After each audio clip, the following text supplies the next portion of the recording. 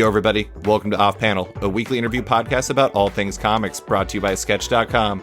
I'm your host, David Harper, and this week's guest is the cartoonist behind the upcoming Dead Dog's Bite at Dark Horse Comics. It's Tyler Boss. Thanks for coming on, Taylor. Thanks for having me, David. So we're going to be talking about a lot of things. We're going to be talking about Dead Dog's Bite. We're going to be talking about all of this. I'm gesturing in the video to all of the world right now, but I want to start by talking about things that we really like. And the thing is you have I want to talk about your background because you went to SVA. You clearly love comics. I mean, you worked at a comic shop. It's something you're passionate about. But I want to know about the beginning. Like, what was it? What first drove your love for comics? Like when you were first kind of getting into it. I mean, it's a weird thing. Like, I don't really remember ever not having comics. Like, I read probably what it was like the Sunday funnies. Like, my parents never got the paper except on Sundays, and every Sunday we'd have, the fold out strip stuff, and I would read it every single Sunday. And then it probably started there. And I don't know, Peanuts, and at that point we still had Spider-Man inside there. Oh yeah. Which was infuriating because it was such like, it's for a kid. You're like, you get 3 panels of Spider-Man and it's mostly like him talking to, I don't know, JJ or something, and you don't get any of the cool punches, which is what you want as a kid. But also probably like came from when I was born, or 1993, 1994, or something like that. It was right when Batman the Animated Series was coming out. It was when the Spider-Man show was out. All those, like, the X-Men cartoon, which is stuff I was obsessed with and would watch constantly. And then the funny thing was you could only watch it right when it was on the television, because that was in the, there was no on demand or whatever at that point. Right. And then my grandmother would go to these flea markets, and she started buying me these like stacks of just random comics from the 80s of DC and Marvel. And anytime she'd come and visit, or I'd go and stay there, she'd give me a couple more. And that really opened it up to me, where it was like, oh man, like I don't have to just wait for like the 1 half-hour episode. There's this whole like history and back catalog that I can go to. Because, I don't know, in Buffalo where I grew up, there's just no comic shop. So, and they didn't really sell them at grocery stores or anything. So it was really only able to get them through flea markets and garage sales. And it was just like, it'd be weird too. It's like, I feel like people don't get to read comics like this anymore, where it was like, I'd get like a random issue of like, one of the first ones I got was a kind of really dark Batman comic. I think it was Detective. And the story was a 3-parter, and I got the second one. Oh yeah. I never had the first one, and I never had the third one. And it was a messed up story too. It was about these people who would like go around beating people up and like mugging them, and some dude would film it, and then they'd sell the films like snuff films. Yeah. And like Batman had to track it down. I was like, man, this is some dark stuff. Like, I was like 7 years old reading this thing. I don't know. I don't know. Long rambling answer. No, I mean, but that's the funny thing is. So I grew up, same period. Like, we have a similar story. The thing I always bring up is, like, instead of flea markets, I always would go to, like, these places that would have, like, those grab bags where it was, like, you buy 10 comics, but you can only see the 2 on the outside. And so it'd be, like, a Batman comic and, like, an X-Men comic, and then everything in between was, like, Rom Space Knight and the Nam. Right. And so it was just, like, they were enticing you with these, like, you're like, of course I want to read this comic about Wolverine or Batman because I've seen them on cartoons. And then you, like, open it up, and I'm like, what am I reading this comic about Vietnam for? I'm like, okay, whatever, I'm gonna read it. And so like to my right is like a ton of long boxes, and I'm guessing I still have like the Nam issues from those grab bags from when I was a kid. But it's funny because like all of that stuff kind of adds up to make like why you love it. It's like when you jump in the middle and you have to learn this stuff. I'm not saying that we shouldn't make comics easier for people to understand, but I always found it really appealing when I'd jump in and I'd be like, I have questions, and I'm like, I'm gonna keep reading so I can try to find answers. And there was something exciting about that. I feel there's a thing I see sometimes. This is maybe a crappy joke, but it's a thing where it's like, sometimes I'll see people review a comic or something like that, and they'll be like, I don't know, it seems like this first issue was a lot of setup. And it's like, yeah, It's the first issue. Like that's how That's storytelling how it works. But like, good job, you did it. I don't know why that's a critique. But that is a thing too. Like when you jump it, like you're right. We should be making it easier so that people can engage with comics and things. But it is something I loved as a kid. Like you get that middle issue, and even if you don't understand anything, I feel like you start playing that game where you imagine what happens next, or you imagine what came before. So even if you don't take it as like trying to figure out what the whole story is, you sort of start to play that storytelling game with yourself. You start, like what does Batman end up beating up this big guy with the swinging chain, or like what happens? And I don't know. I always thought that was part of the fun, at least for me. Yeah, it was for me too. Well, so the character, I do want to talk about one character with you, because it's funny how I associate a single character with you that I don't think you've ever actually worked on, and that's Daredevil. Because I know he's like a big one for you. I know that, from what I understand, you went to the School of Visual Arts because you love David Mazzucchelli so much, effectively, and and he's like Born Again is like maybe the best comic that's ever been made. For sure. Anyways, but I am curious, like, why Daredevil? Why is he like such an important character figure in the comic history for you? I mean, it's a funny thing. So, like, I remember specifically the first time I ever saw Daredevil, and it was in a random episode of that Spider-Man animated series from the 90s, and he, like, popped up in an episode or two. I think it was, like, a two-parter, and I just thought he was cool. Yeah. And I was like, his red suit, and, like, I love the whole look of him, and, like, Spider-Man zipping around, but, like, this guy, like, he just has, like, this weird club that he, like, swings around the city on. That always seemed really dangerous to me. I'm not going to lie. Yeah, it doesn't seem practical. No, it's like very precision based in a way that Spider-Man even isn't. Yeah, I was like, man, if you miss, the odds on it are not great. He's got a great QB rating. Yeah, no doubt. QBR through the roof. Yeah, for real. But from there, I something about him just tracked with me, and eventually I was able to find a copy of. It must have been, it was probably Ann Nesenti and John Romita Jr. Yeah. There's probably some random issues in there. It was probably like the Typhoid Mary stuff, I think, was the first stuff I got. And just the way that John drew the city and the sort of like the atmosphere of it all, something about it just really clicked with me. And after that, I went and found the Miller and Jansen stuff, and then eventually moved forward and hit the Born Again stuff. And that became like my favorite thing ever. And even more, like, I love, especially when Jansen starts fully taking over the finishes for Miller in the later half of their run, that when it's like peak Miller and Jansen stuff, that stuff is peerless. But I'd say that only because I know Klaus. I don't mean, I'm not trying, but for whatever reason, Born Again just hit me in a real crazy way. And then, all the way through to, Bendis and Maleev and Lark and Brubaker and I don't know. It just he's the character for some reason. It's just the creative teams who come on it do something special or something that no other comic does, and it's a weird thick case in which the stories are compelling, the art is different and interesting and innovative, and then it's also always these like creators that we then see go off and be like staples of the like pantheon of comics, like Wally Wood, and now I'm blanking on who came after Wally. It was John Romita Sr., but then after John Romita Sr. was Buscema? No, it wasn't Buscema. Gil Kane. Okay. Sorry. No, it's okay. I was going to say the same thing, but I didn't want to seem wrong. So I don't know. There's something about that history of the character in tandem with the creative teams, in tandem with comics that all sort of just seems to be very pregnant in a way. I don't know.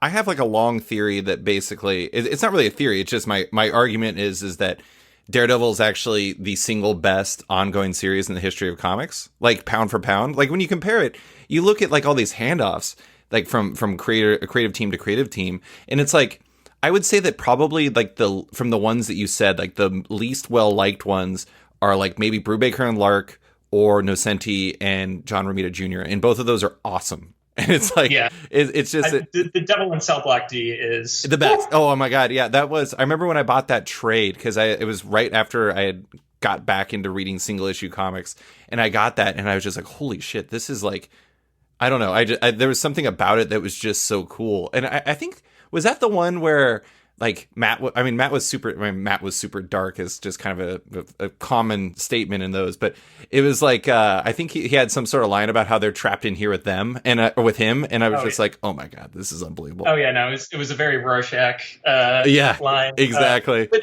that book is completely worth it for the one scene in which Frank Castle gets arrested and is just sitting patiently in his cell when the riot happens until Matt's like goes to ask him for help, and he's like closes his book. Or no, that's the scene where they're like, oh my god, like the person's rioting, like what, oh my god, oh fuck, what's the Punisher doing? And they're like, he's just in his cell. Yeah, he's just reading a book. And he's just Frank. I was like, oh, that's so good. I love it so much. Jail's like vacation for Frank. It's nice. Yeah, they're already in prison. He's cool. Yeah. No, I also think to a certain degree with, you look at the creative teams, like whenever you take somebody or whenever somebody jumps onto that book, like I had Chip Zdarsky on the podcast right after he got announced as the new writer for it. And I feel like every creator that jumps on that book feels the weight of the creators that were on it before it. And so it's like you kind of have to challenge yourself to do something different, or to like not necessarily stand out, because I don't think people are anything. It's not like you're going to give them ghost guns like Frank Castle got that one time or something like that. But I mean, like, you're going to try to do something that fits that history. And I think that's important. But we could go on with Daredevil forever. Let's jump into SVA, because I want to ask about that. So you went to School of Visual Arts.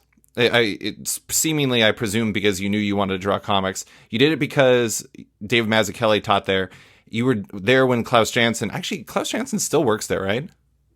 I think Klaus might have just taken a break. Okay, but he's been there forever. Yeah.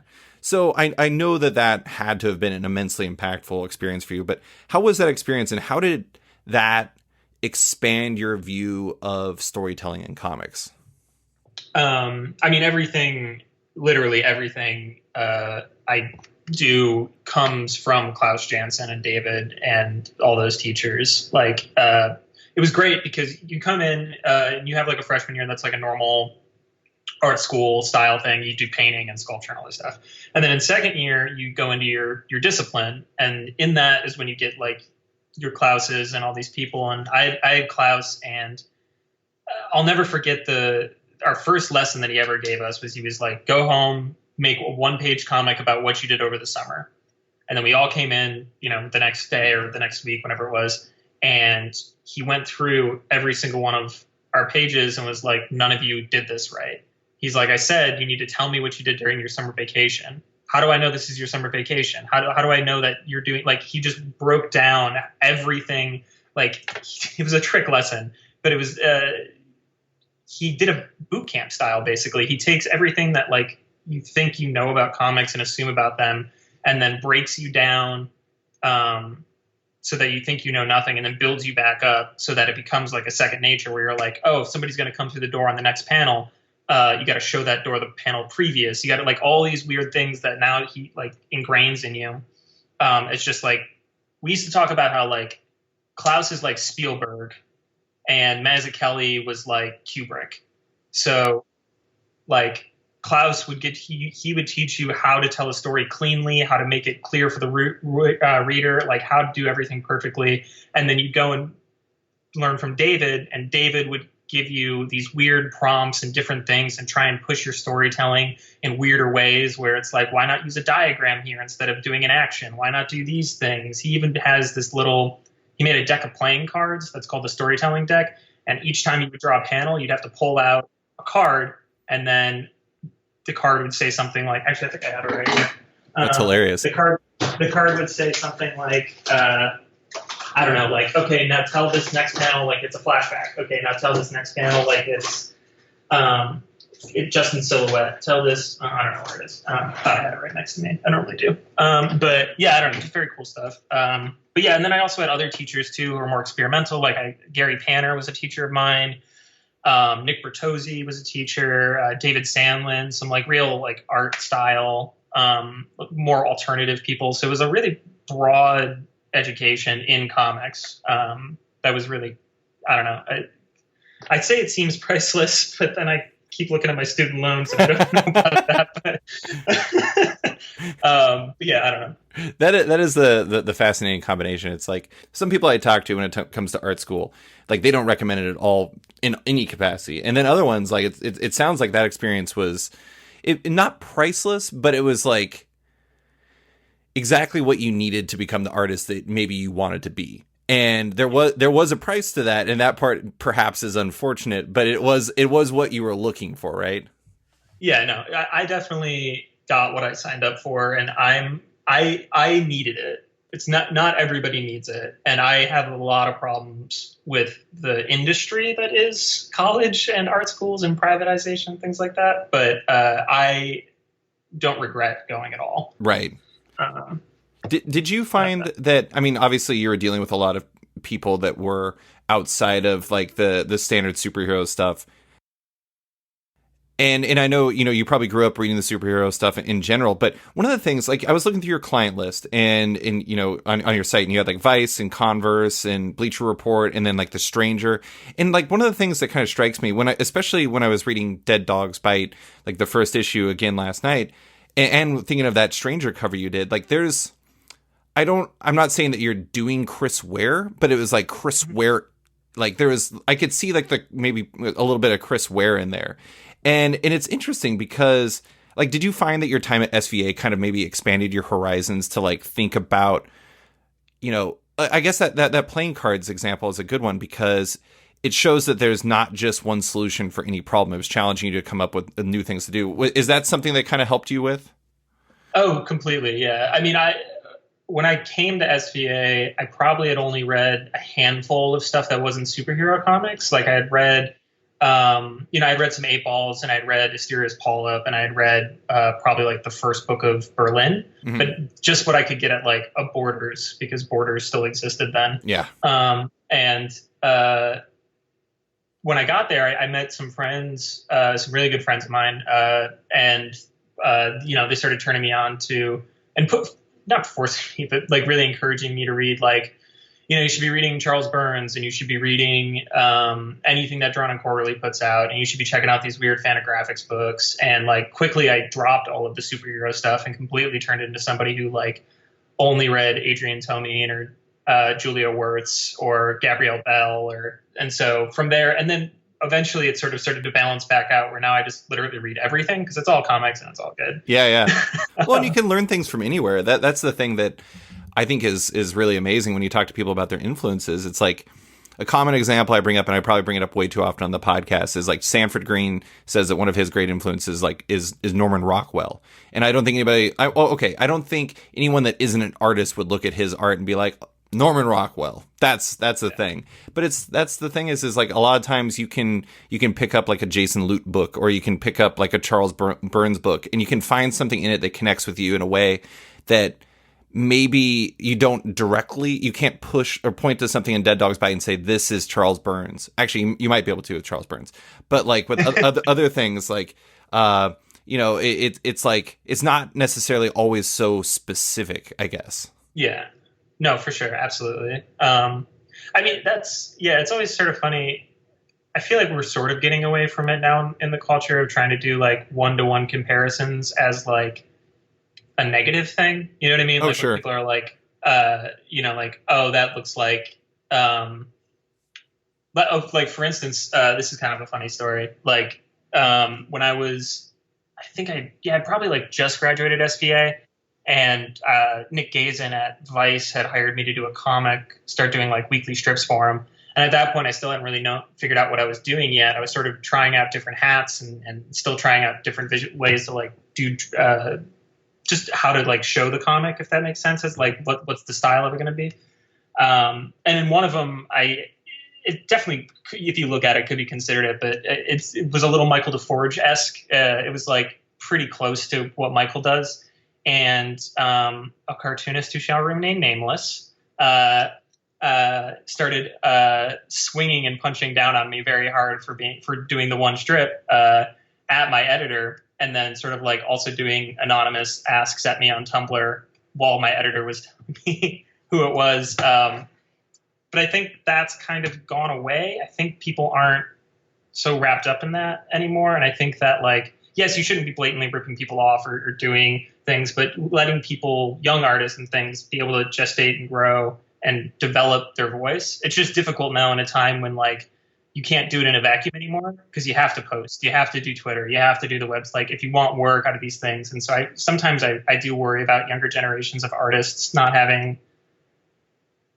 not feeling like they have the space to, like, develop quietly. Like, they feel like they have to show, it's like a math problem, like a math test, like they have to show their work or something. I don't know.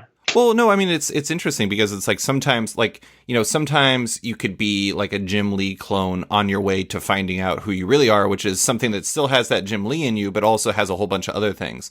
And it's like, you know, if you get knocked off your path when you're that Jim Lee clone, maybe that, like, kind of destroys your path there, and it can be diminishing to a point where it affects you negatively. And I don't know. I mean, that's the thing is like, people develop in a lot of different ways. When I first started writing, I was, like, basically trying as hard as I can to, like, emulate a Warren Ellis column and Bill Simmons from back when he was with ESPN. And like, I am not that anymore, but, like, you know, that's what I was at a time. And it's like, sometimes it takes a bit to find yourselves. Yeah, for real. Did your time, well, last thing before you get a Dead Dog's Bite, did your time at Forbidden Planet in its own way, because you worked at Forbidden Planet with Matt Rosenberg and Vita Ayala and some other people? Yeah. That I imagine that was a time where you have access to everything, basically. Was that a time that was kind of informative or, like, foundational in a I know you're a little older then, but, like, foundational in, like, how you look at comics in a way? Oh, completely. I mean, I am a very, I needed a job, and if I was going to have a job, it might as well be something on the other side of comics. Sure. I want to make comics, but how do we sell these things? And so I was like, all right, I'll go to school for comics and I'll work at a retail spot. I was like, that's what I'm going to do. And then weirdly, that was also Matt Rosenberg's thing, where he was like, I want to make comics. I'm going to go work in a shop. I need to understand how these things sell and, like, understand, like, the commerce of it all. But being in there, like, me and Matt used to do this game every week because we were the guys who would re-rack the shelves on Tuesday night for Wednesday morning, and we would walk down the line and just stare at the wall and be like, a lot of red this month. Like, oh, a lot of like because you could see it, you'd see these weird trends across covers of, like, things, and then you'd look how things came off the shelf and different things like that. It's also like I was buying. Every time I'd work, I'd buy at least 2 books because I was just feverishly reading because there was just so much. I'd never seen so many comics. Right. And it was just, like, so exciting, as things where I probably, like, I make this joke sometimes, and it's not a great joke, but it's like, I've probably forgotten more comics than most people have ever considered reading. Like, if you name it, I've probably read it. Like, I've read a lot of comics. So yeah, I don't know. That time was invaluable. Also, too, like you said, like, getting to meet Vita and Danny Lore also was working there at the time, and Matt Klein, who's at Valiant, and John Petrie's also at Valiant. But just a ton. It was so weird. Everybody that we sort of worked with has now, like, gone off and is either a writer or an artist or works in publishing or does some sort of thing. It's yeah, I don't know. Thanks, Forbidden Planet. Yeah. And now, a quick word from our sponsor. I want to take a quick second to give a shout out to my friends at TKO Studios. TKO is a new comics publisher doing things a little differently, with each of their titles being binge released in trade paperback and 6-issue collector's box sets at the same time. Their second wave of comics dropped recently, including one of my comics of the year in Jeff Lemire and Gabriel Hernandez Walta's Sentient, Roxanne Gay and Ming Doyle's The Banks, and more, as well as gems from their first wave, like Garth Ennis and Steve Epting's remarkable war story, Sarah. Each is available now at tkopresents.com in trade, single-issue box sets, and digital release. Want to check these comics out before you order? Well, I have great news for you. If you visit tkopresents.com, you can read the first issues of each title for free right now. If you like what you read and you're a retailer, reach out directly to them at sales@tkopresents.com or go to tkopresents.com/vendors to order. TKO offers a 50% order discount as well as free shipping in the United States, a deal that's pretty hard to beat. Just a reader? That's cool too. You can order whichever comics you like directly off their site as well. Visit tkopresents.com to learn more today. And now, back to the show. All right, well, let's get into Dead Dog's Bite. That's your new book that's coming out April 8th, yes? Yes. Yes. What but TBD. knows it. Yeah, TBD. yeah. So it's a series that you're writing and drawing. I'm going to read the solicit. Cormac, I almost said Cormac McGuffin, but anyways, Cormac Guffin has gone missing. There are no police leads and no one seems to care. That is, no one except her best friend Joe. As Joe's hunt begins, she discovers the horrors of her small town run far deeper than she had ever known. So this is a project you've been, as you said, as it says on Dark Horse's site, you've been quietly working on for the past 4 years. It's 4 years definitely implies it's a passion project for sure.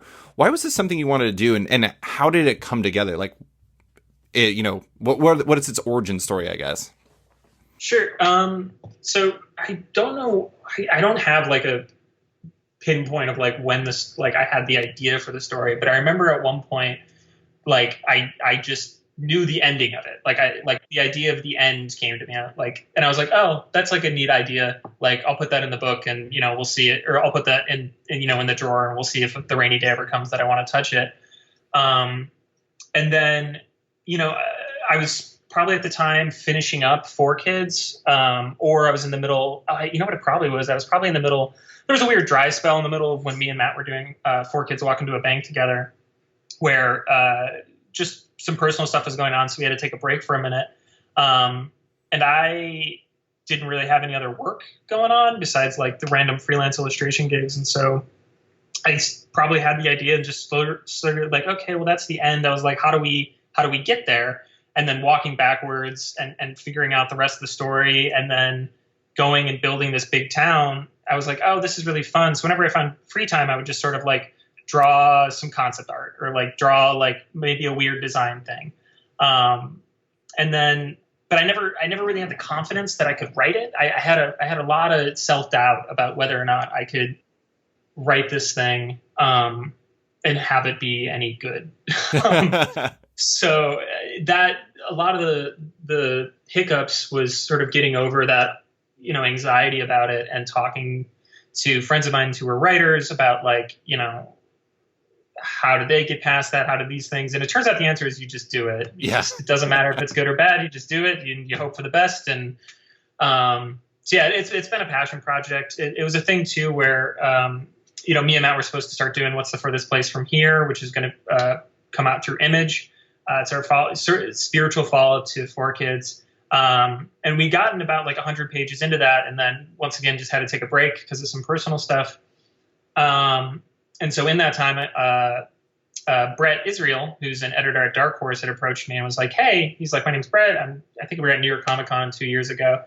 And he was like, my name's Brett. He's like, I work at Dark Horse. He's like, if you have anything that you want to pitch, please pitch us. And I was like, all right, cool, thanks. Like, you probably just want me and Matt, but like, we're busy. And so like, I won't bug you. But then he kept emailing me and asking me, and I was like, kind of trying to like, oh, well, I have this pitch idea. And he's like, send it. And I was like, well, it's just me and I'm doing everything. And, it's kind of weird. And I don't know that it's going to be, it's a mystery story. And I know that crime books don't sell. And so you probably don't want it. And he's like, well, just send the pitch, man. And so eventually I built up the pitch and sent it to him. And it was approved in a day. So that felt pretty quick. Yeah. And I've sort of just been doing it from there. We built a lot of lead time with the project too, because I didn't know how much work it was going to be trying to do. I've done comics before, obviously, where it's like I did everything on it, but I've never done a comic like this where it's the level of detail is sort of upped for me. Like my style, like the detail is slightly upped, and I'm doing full color and not just like a spot color. And I'm glad I built in that lead in time because it is a lot of work. Yeah. The funny thing though is, you were talking about how it's like been a long development and how that, you were figuring things out as you go along. But I think the interesting thing about it is like when you read the first 2 issues, it's so, I don't know what the right word is. Like, I feel like this matches your art too, but like I've heard from people who have said that artists who first start writing have a tendency of overwriting to a certain degree because they're not necessarily comfortable with that. And it's kind of ironic given the fact that artists you would think that they would let the art speak first. But your work has a real precision to it and like a real particular nature. It's like, you know, you look at the intro with the as Matt O'Keefe pointed out in the interview with you over at the Beat, you know, the Twilight Zone Rod Serling narrator, where he comes out of like a manhole cover and like just like, you know, appears. Everything about it is just so particular. It feels like, I don't know, I mean, maybe it was because you had so much time with it, but you've refined it down to such a, I don't know, it just feels fully realized in a way that I don't normally see from like a debut writing project. So good job. Thanks. Thank you. Yeah, I'll just take the compliment. Yeah. I don't need to add. Yeah, I do think that, you know, I thought it was really interesting reading about how, and just hearing about how you reverse engineered the plot. Like you knew where you wanted to go, and then you just need to find out how you got there.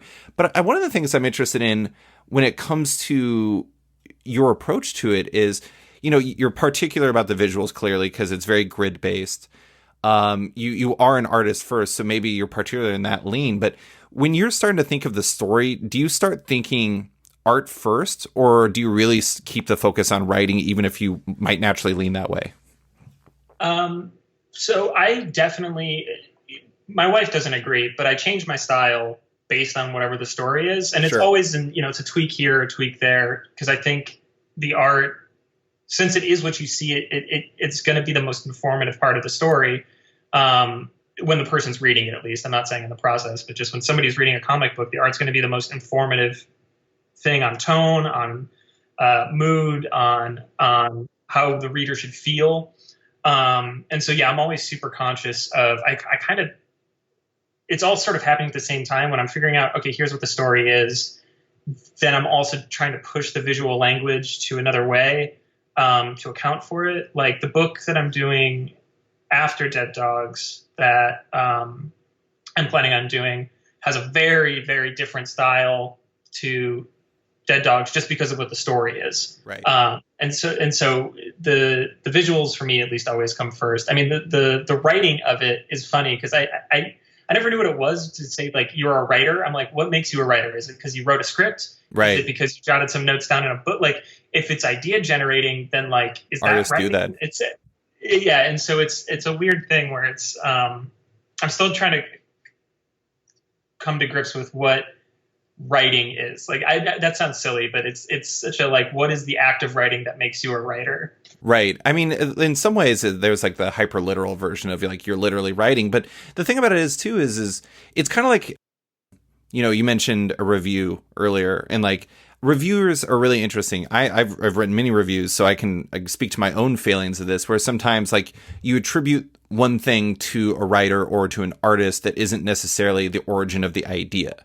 And I think that one of the interesting things about it too is like sometimes, like, you know, I'm doing air quotes for listeners, but Tyler can actually see that. Writing is really kind of it's almost like passive in some ways, in like the way that you draw scenes, like the storytelling. It's all really more kind of like the general umbrella of storytelling. Like, you know, like the first scene with Joe in Dead Dog's Bite, there's a feeling of uneasiness. Like there's something like unsettling about like just this like grocery store type experience in like the ways that some of the things work. And maybe I'm reading too much into it because I know the vibe of the book overall, but like, you know, even little things like the guy who is trying to give Joe her prescription being like, she's like, oh, what's with the cast? And he's like, oh, you mean my clappers? And then he goes off on this whole spiel. And then another guy comes up and he's like, what's up with your clappers? And he's like, oh, you mean my whatever? And it's like, there's all these little things, you know, whether it's like the milk cartons or it's like things like that all kind of add up to being like, something doesn't seem right here. And like, at what point does, this is going to sound like the dumbest thing, at what point does art become writing? Does that make sense? No. Yeah, no, for real. I agree with you. I mean, it's a weird thing where it's like, me and Matt talk about this all the time. So I feel like I'm talking about Matt too much. It's a problem. I love that boy. But we would always talk about this when we were doing 4Kids, where it's like people would attribute ideas to me that were Matt's, and people would attribute ideas that were mine that to Matt, and it was just the thing where at a certain point, like people would attribute ideas to one of us and be like, I don't even know who came up with that one. Like it's such a funny thing in the sense of like the where credit goes, and ultimately it truly doesn't matter. Like the book's the book, and if people enjoy it, cool. Like whole reason to like we list our credits alphabetically is like because it doesn't matter to us. But it is a weird thing of like what. I don't know. Yeah, just the terminology of it all. Well, and the good news for you is you are the writer and the artist and the colorist, so yes. You get equal blame and credit. So good job. Exactly. Yeah. And it's still, and the credits are still listed alphabetically. There you go. Yeah.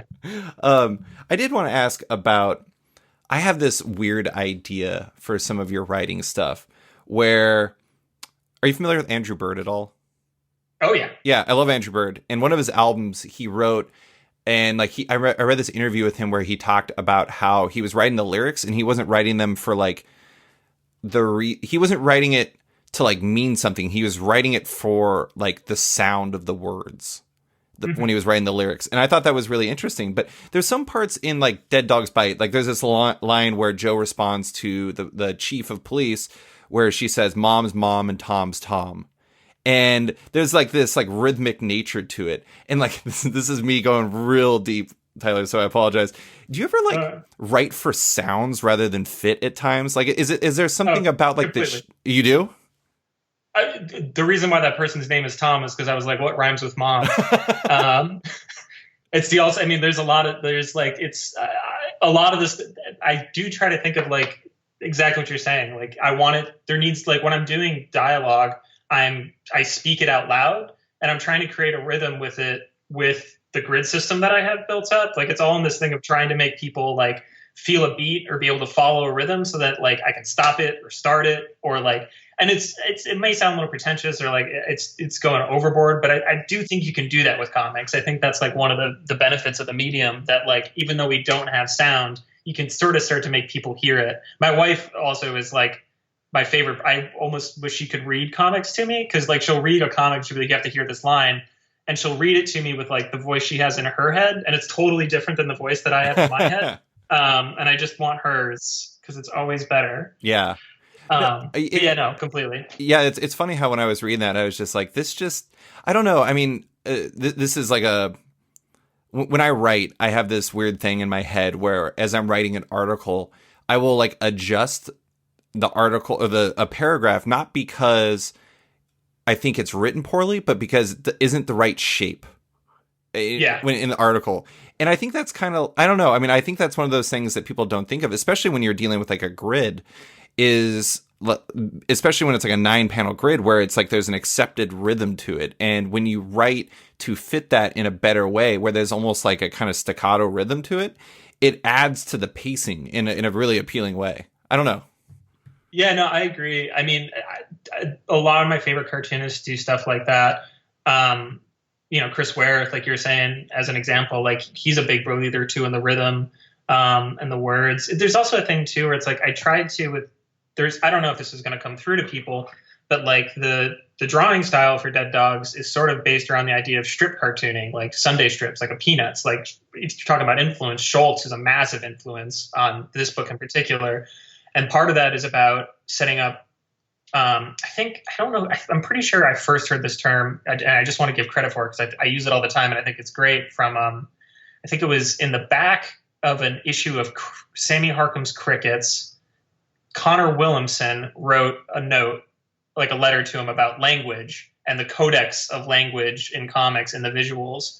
And so in trying to make it, talking about it being like a strip, it's a lot of the same types of shots, and it's a lot of like the same types of drawings over and over and over again. And it's so that the reader sort of gets built in with this codex of language so that you can better do your beats on a page. So then when you do a panel that is different, hopefully like you're even driving home the fact more. Yeah. I don't know. This is a whole no. Like, it totally like makes in the stupid science lab, like.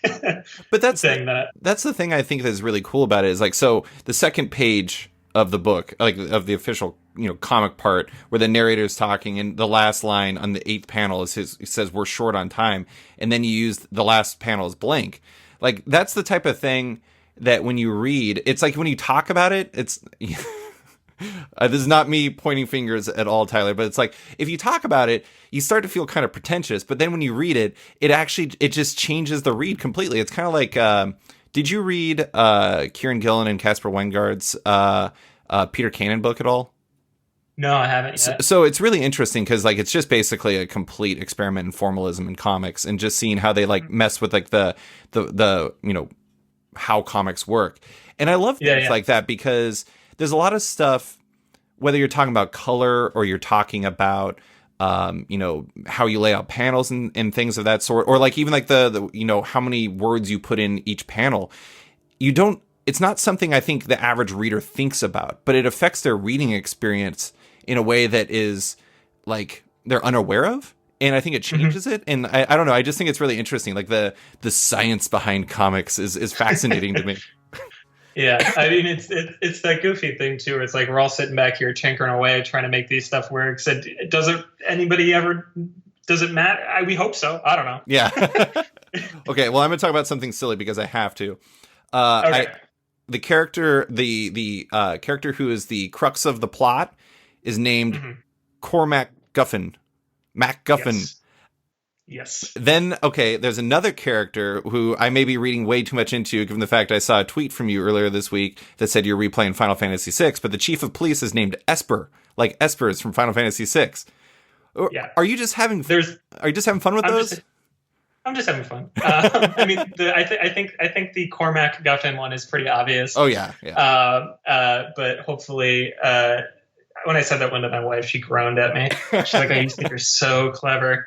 But then Esper was, it's the same thing I was talking about too. Is about like names sounding good. Like I sort of like for instance, like the guy with the cast on his hands, his name is Erwin Ferguson, and he owns Ferg's conveniently located variety store, as opposed to like, I don't know, Erwin. What, like you can make it simple, but like, Esper definitely came from FF6 just as like a term, but it's not like in reference to like Terra or Locke or anybody like that, or Go-Go or anything like that. No, it's just like, I like how that sounds. There's not gonna be like a random floating casino that goes by that Setzer is piloting or anything like that. Yeah, no, sure, yeah. And there's gonna be some airships, and there's gonna be an opera. There's gonna be an opera in the middle, and you have to do it just right to get the best. Oh my god, this is already my favorite comic that has ever existed. Yeah. I was reading a quote from you that I thought fits this really well, where you described the real worlds, the real worlds you design are all existing in a no time place, time again for quotes, and I thought that was really interesting because it kind of fits all this stuff where it's like, you can use elements from different times and different places if it fits your world better, or you can use like names and things like that if it fits like the environment you're trying to build. And so I guess like, where does that all come from? Like, is it just more like you're trying to accomplish a feel more than something that's like narratively accurate, I guess, or real world accurate? Yeah, that's definitely it. I mean, it's a thing where I like doing stories mostly based in the real world, or at least right now I've enjoyed doing that.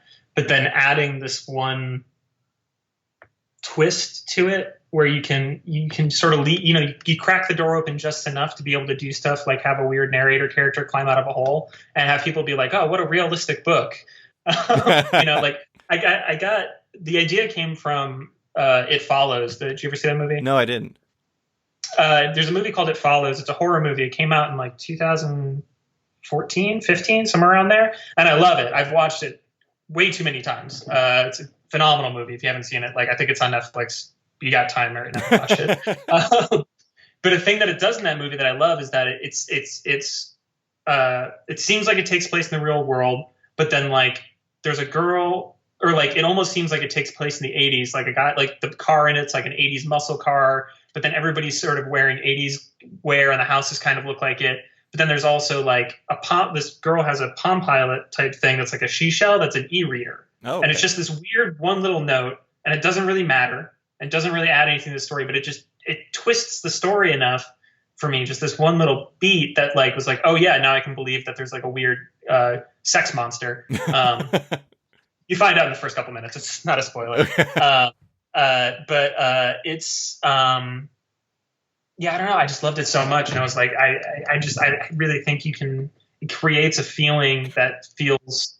I think you can do more with that atmospherically than like just doing a book in the in the real world or something. At least for me, like it just lets me be able to do some stuff that I otherwise wouldn't be able to do or wouldn't work with the story. I don't know. Yeah, well, I have this friend who hates it when comics have very specific like pop culture references, because then it like freezes that comic in that time. And really? Yeah, and it's like when you read it, it's like if somebody from like today read like 90s X-Men and there's like references to like Paula Abdul or something like that, like it would read weird because they're like, who the hell's Paula Abdul? Yeah. I don't know. Maybe people here now love Paula Abdul and I'm unaware of it. But but the thing is like when you're kind of existing in that no time place, it kind of, if you're existing at all times, it's kind of like you're like the Rosetta Stone. It's like you can translate in any direction, and I like that about it. Yeah. I don't know. Yeah, for sure, for sure. The one thing, the one reference though that really gets me is what in both issues there's a reference to spaghetti sauce equaling gravy. What the hell? I got to give a shout out to my friend Peter Schmidt, who helped me craft that joke.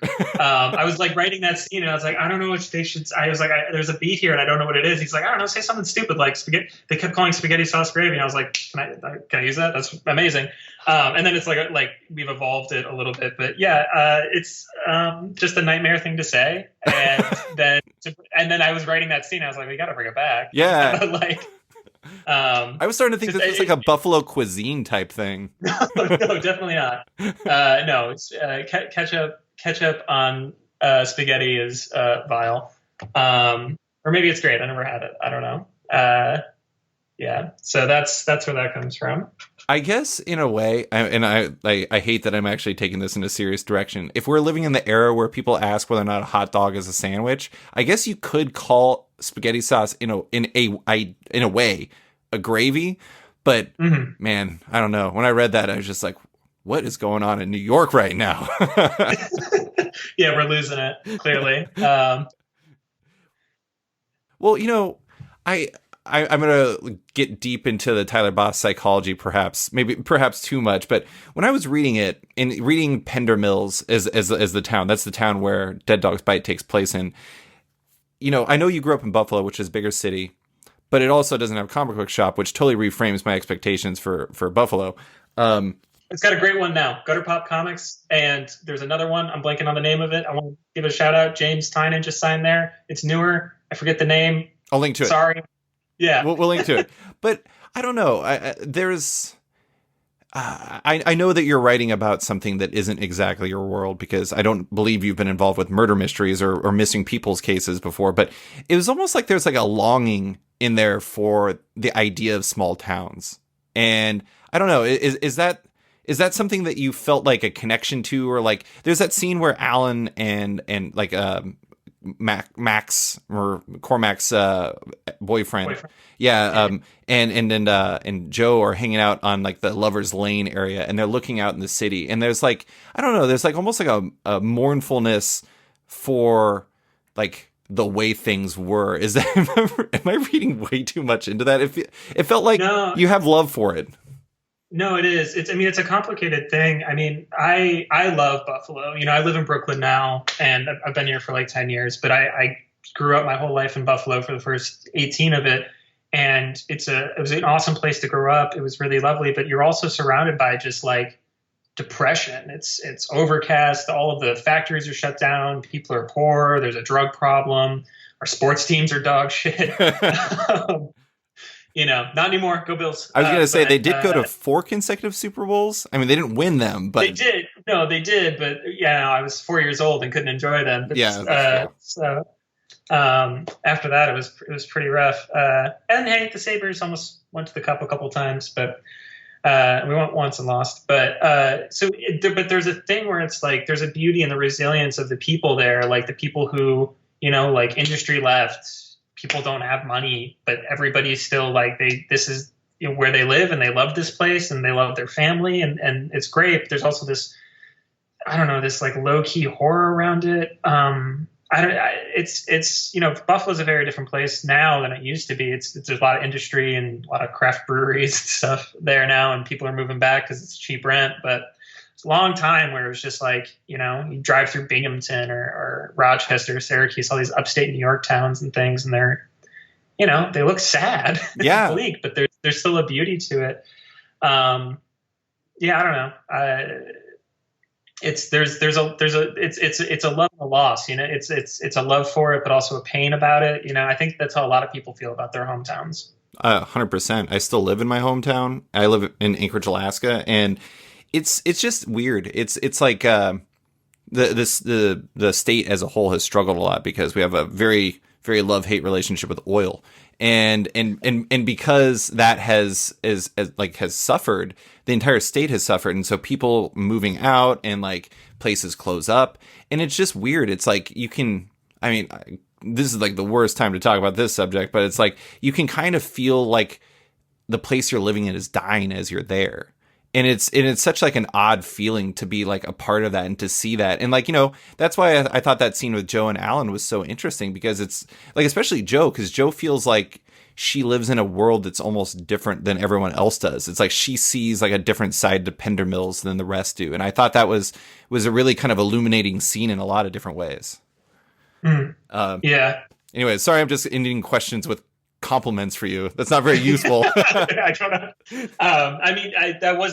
That's the intent of the scene, so I'm glad it worked. Thank you. Okay, well, one last question before we go on to a couple other things. I did want to ask, there's this one scene in the first issue where Joe almost kisses Alan. That's like a very minor spoiler in a missing person series. But what happens as a response is Joe has all these thought bubbles, and instead of saying something, there's just scratchy, upset shapes. And it's like those grow and grow and grow. And I we talked a little bit already about how you approach writing and scripting, or the idea of writing and scripting. For something like that, was that something you kind of had, as much as you can script something like that out, is that something you had scripted, or is that something that was really feel-based, that you knew that it had to be more raw emotion in that type of situation? Yeah, it was definitely, I struggled for a bit trying to come up with, I wanted that scene was worked and reworked so many times to try and get it to be where it is now. And I know I keep talking about my friends, and I apologize, but they're the people who help me the most. I'm in my studio space right now where you can kind of see, and one of my friends who's in there, I was talking to him. I was like, we were having our like lunch break or something. I was like, yeah, I don't know, I'm struggling with this scene. I was like, this moment, and I needed to feel like this, and like I don't know like how to just like do it yet. And my friend Jensen Eckwell, she's an illustrator, phenomenal illustrator. She was like, forget what she said, but she sort of just like ignored what I had been saying and completely went off on this weird tangent, and being like, sort of like, well, like it feels like, like pricks on your skin, and like, it feels like just describing these different things. And from her just doing this, I was able to be like, oh, okay, so like, yeah, like static, like we're hearing static, and static grows, and like it's this mess that expands and expands and envelops, in a way that like, how do you see the interior of somebody's brain, running back and forth, trying to be like, what just happened? How do I fix that? Oh my God, did that really happen? No, you're fine. Are you safe? Are you okay? And like, that seemed the best way to do it. I don't know. That was how and I tried to set that up too earlier when you see some thought balloons that are empty. And so it's this back and forth thing. But yeah, I don't know. I love it. Honestly, it's like, yeah. That's the thing is I'm a firm believer in that idea that sometimes people make comics the way that they make comics because that's the way we've always made comics. And I like the idea that like sometimes a solution isn't necessarily the accepted one, or the one maybe the expected one. And so when I come across something like that, it like connects a little bit more with me, because I don't know. Here's another. If you're referencing your friends too much, I'm referencing the things I always reference too much, which is like there's a few key touchstones. It's like Pulp Fiction with like the suitcase, the briefcase that has like the gold color coming out of it. Right, right. It's like what could have possibly replaced that would have been more impactful than like the unknown. And like for Jo, it's like what could you have written there that would have properly conveyed her own like, you know, self-hate and upsettedness and like, you know, brutal emotions that she's going through than just like pure scratchy like shapes. Yeah. Yeah. I don't know.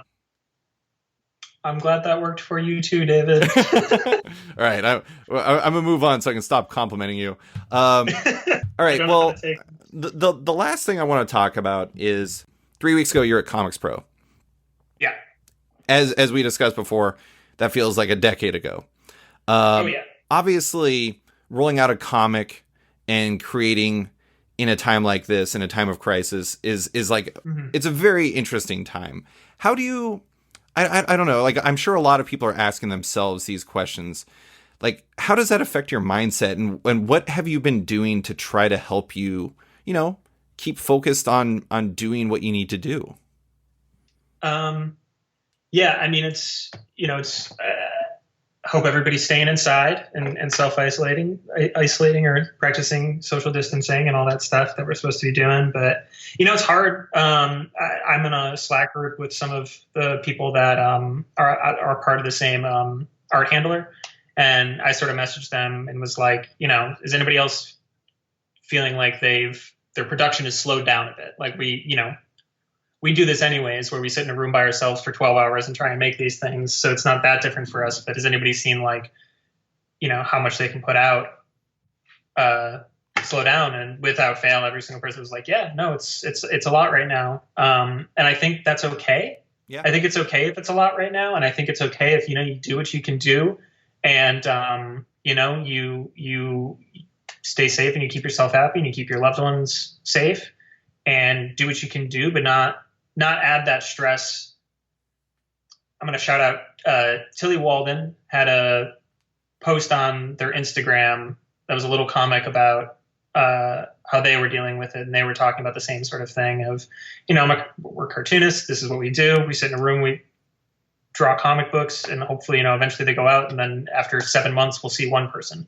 But at the end of it, she was sort of saying how hard it's been because you feel the silence that's coming from outside feels almost deafening. Yeah. In this way that takes up a lot of headspace. And I think that's a good way of describing it. But I think that you know, do something fun for yourself. You know, I've been doing the wrong thing, which is playing Resident Evil 2 remake now, which is playing a video game about an infection that you know, harms humanity and has been an experience. It is a very good game. It is a very good game. It's a great game.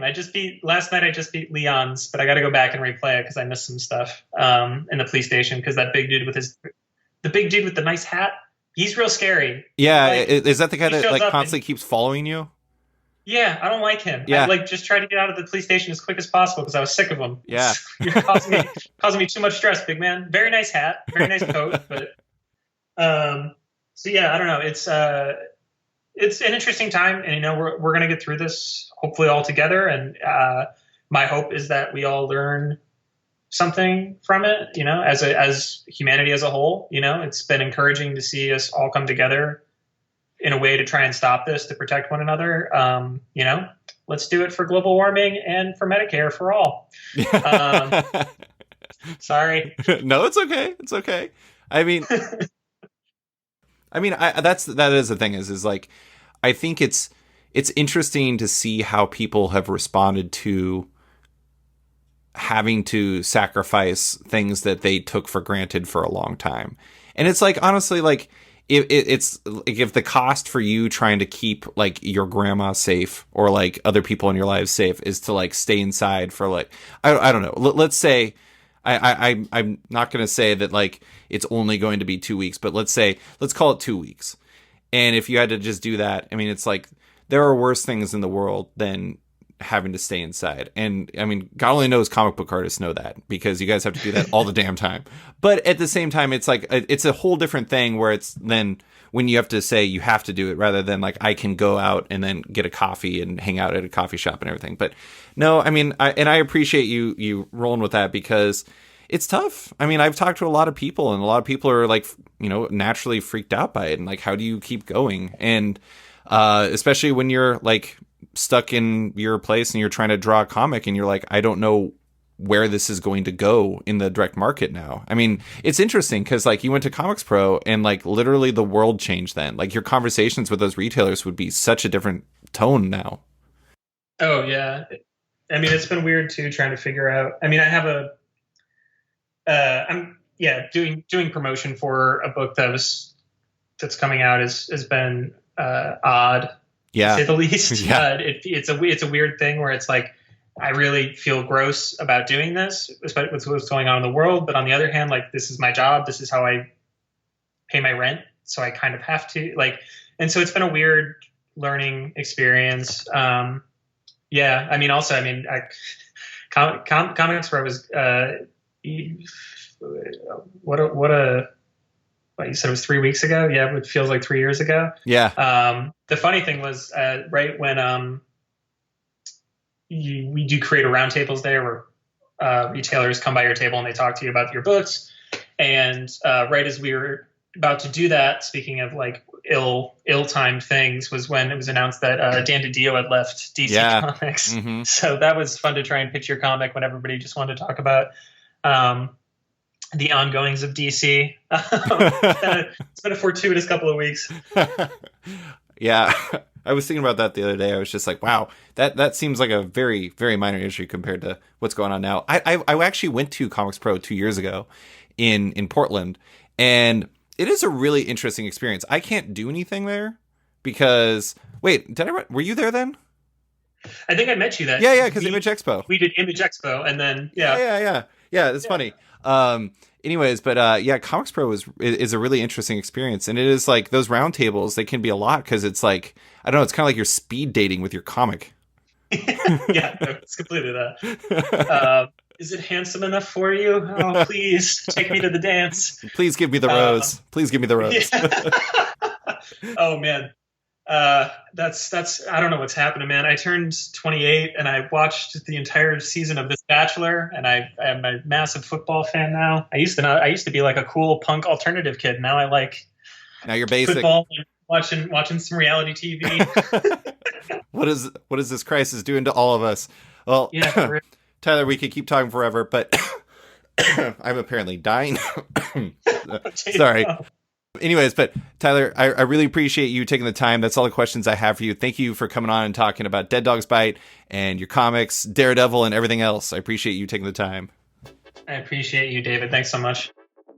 Thanks for listening to this week's episode of Off Panel with cartoonist Tyler Boss. You can find Tyler on Twitter at BoyCartoonist, on his website at tyler-boss.com, and his work in the upcoming Dead Dog's Bite at Dark Horse Comics.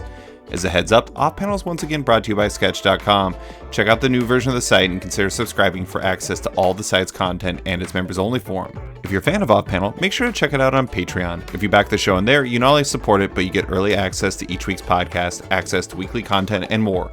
Also, don't forget to subscribe to Off Panel on iTunes or Spotify and give the show a rating or review while you're at it. You can find Off Panel and Sketched on social media by liking it on Facebook at /Sketched, that's SKTCHD, follow on Twitter at SketchComic, or following me at @SliceFriedGold. Big thanks to all my existing patrons, including Charlie Chu, Greg Peterson, Stephen Hall, Dan Lee, Cameron Schrader, Pensacola Pop Comics, Kim Eslin, Philip Merrick, Christian Shelton, Kenny Porter, Chris Pachalo, Torrin Grunbeck, Fuzz Bubbles, Christopher Todd, Transmitter Down, Harry Sayer, Waltz Comics and Books, Carl Mazel, Danny Ollie, Paul Slates, Litwin Studios, Akil Wilson, Nathan House, Alex Dimitriopoulos, Terry Dodson, Troy Jeffrey Allen, Leona Kingus, Keegan Ray, Milton Lawson, Wesley Gift, Sean Kirkham, Harry Small, Alistair Ross, Julio Anta, Brett A. Schmidt, Jason Goodmanson, Paul Ryanwan, Connor Farner, Vita Yala, Aditya Bidikar, Tara Ferguson, Dave Slusher, WMQ Comics, Akil, Kokachi, Phil White, Sean Pinello, Ken Heidelman, Philip Seedy, Al Ewing, Ryan Alcock, Nick Michelin, David Kelly, Rob Wilson IV, Nick Polito, Owen McCready, Brendan Fletcher, Gary Maloney, Jonathan Nilsson, Matthew Groom, Jason Massey, Adam Bogert, Xavier Files, Matthew Taylor, Tyler Turner,